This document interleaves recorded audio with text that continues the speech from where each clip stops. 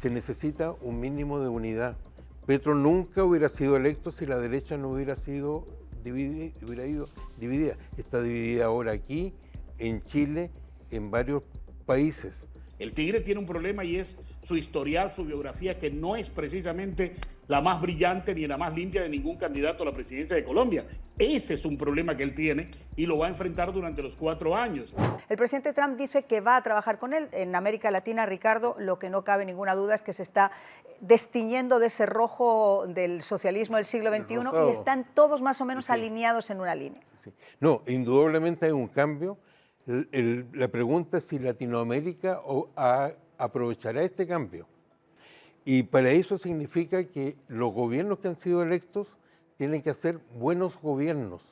Acaba de caer un primer ministro porque tuvo un gobierno desastroso en el Reino Unido, y así como la izquierda normalmente fracasa por su total desconocimiento del funcionamiento de la economía, muchas veces a la derecha le pasa lo mismo con el funcionamiento del Estado.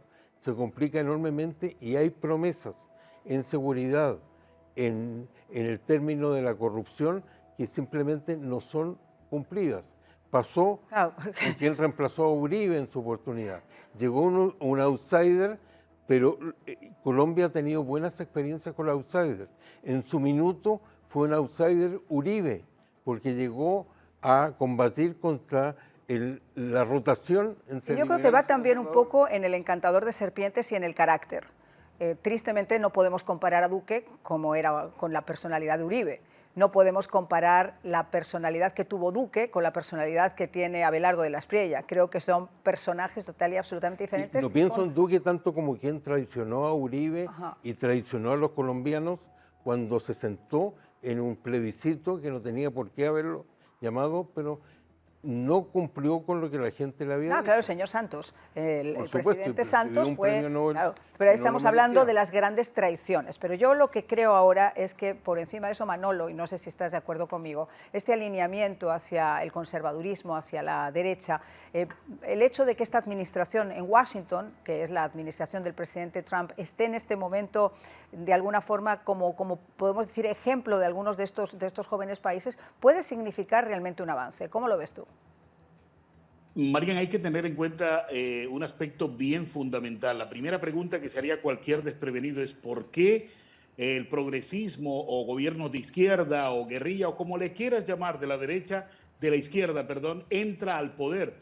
Entra al poder precisamente porque el pueblo está cansado de ver de la derecha y la ultraderecha robo, pillaje, corrupción total y absoluta. He ahí el problema, Marian. Chávez se monta en Venezuela justamente porque le fue fácil, porque el pueblo venezolano, viendo cómo la derecha en Venezuela se pilfarraba la nación y demás, entonces al pueblo le es fácil. En Ecuador, acuérdate que hubo cambios constantes de presidentes por lo mismo. En Argentina, la cantidad de presidentes en una semana que hubo, y todo esto te lo menciono, ¿por qué? Porque en Colombia lo que conocemos de historia es corrupción, robo, pillaje, de lo que es el Estado, ¿verdad? Y la violencia está desatada por guerrillas y paramilitares que dejaron millones de muertos en Colombia. Entonces, ¿por qué llega Petro? Llega como reacción justamente de todo esto que te estoy comentando. No, perdón. Eso puede ser una reacción, pero Petro llega a la presidencia porque Cuba y Venezuela en esos momentos querían llegar a la joya de la corona y pusieron todo lo que estuvo en su parte para poder conseguir eso. Pues yo estaba en Colombia cuando la reforma fiscal que impulsó Duque, y lo que ocurrió en las calles y ese levantamiento popular fue exactamente el mismo plan que tenía Petro ahora preparado para que de la Espriella no pudiera gobernar. Es decir, desestabilizar el país, generar dudas, atraer recursos. El comienzo, como tú estabas diciendo, fíjate, cuando el Estado deja de ser institucional y comienza a proteger a las guerrillas, a los insurgentes, a los grupos criminales por encima de los ciudadanos, ahí tienes una reacción inmensa. Entonces, yo estoy de acuerdo contigo que igual que la izquierda Marian, es corrupta y tal, pero hombre, el impacto que tuvo Cuba y tuvo Venezuela en Colombia fue brutal. No, es que la corrupción es generalizada. Es que, a ver, yo he vivido en los dos sistemas y a mí no me hablan de comunismo ni socialismo porque eso nunca ha existido, ni va a existir, ni mucho menos. Yo no hablo de que es comunista, porque es parte de la ignorancia decir él es comunista o es socialista, porque eso no existe. El asunto de Petro, te repito, ningún gobierno de izquierdas o de derechas jamás serán no corruptos. La corrupción es parte fundamental de los intrínseca al estados, sistema. intrínseca del sistema. Entonces, ¿qué tenemos a la vuelta de la esquina? Hombre, tenemos, te repito e insisto, los pueblos también son inteligentes, los pueblos no son tan brutos, ¿verdad? Se levantan por eso, porque ven corrupción. Vieron corrupción en el gobierno de Petro, por eso acompañan al tigre. Pero el problema del tigre, ojo, y eso tú no lo puedes desconocer ni nadie, el tigre tiene un problema y es su historial, su biografía, que no es precisamente la más brillante ni la más limpia de ningún candidato a la presidencia de Colombia. Ese es un problema que él tiene y lo va a enfrentar durante los 4 años, porque él tiene demandado dentro de su grupo de abogados al Estado en muchísimos puntos.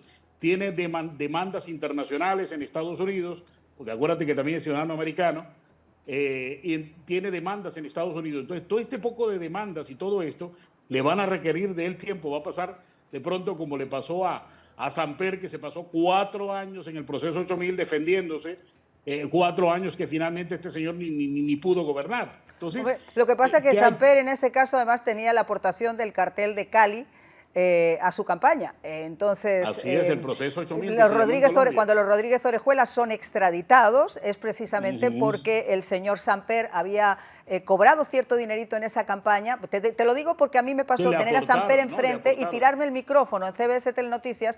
Nos obligaban a hacer 17 preguntas y las 17 preguntas las teníamos que mandar por anticipado. Y conociendo a Samper y sabiendo que era monosilábico, dije, esta pregunta me la va a contestar con un sí, con un no y con un tiempo en vivo me va a dar tiempo, la última, para hacerle. Y la última pregunta había sido cuando la detención de los Rodríguez Orejuela, que no se me olvida nunca.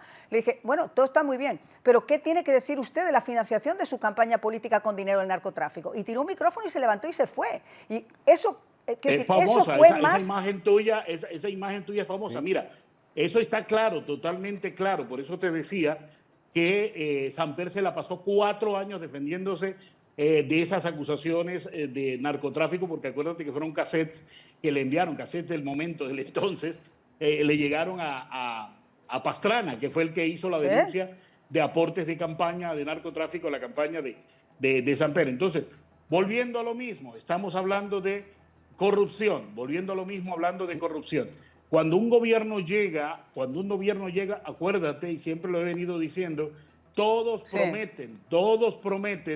El problema es que una cosa es prometer como candidato y la otra es cumplir como presidente. ¿Por qué?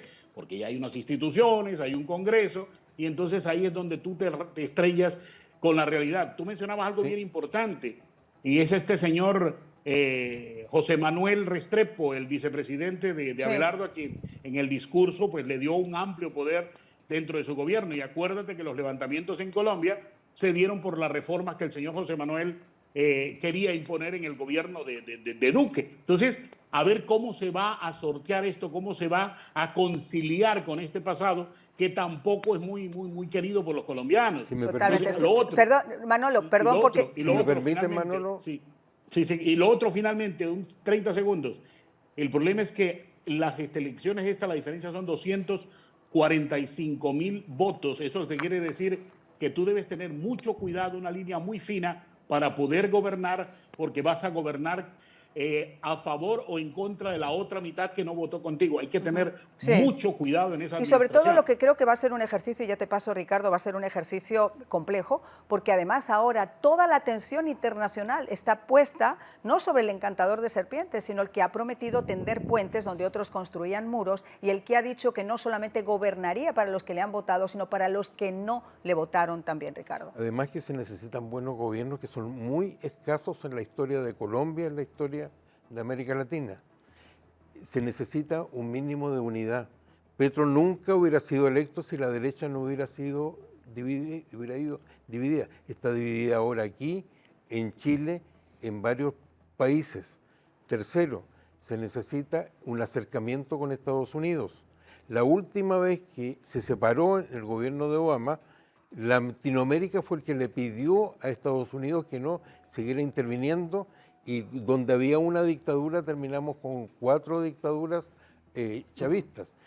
Lo que se necesita es entender que la nueva realidad es una donde predomina la geopolítica. Estados Unidos no anda buscando socios, anda buscando aliados con esta preferencia que le ha dado la región de América Latina, y se necesita también que se cure del antiamericanismo barato que existe en América Latina, en la derecha y en la izquierda. ¿Qué ha sido tan extendido, Ricardo? Entonces no sabemos cómo van a actuar y si se va a poder aprovechar. Hace alguna década hubo el Pacto de Lima de gobierno de derecha y no se llegó a ninguna parte.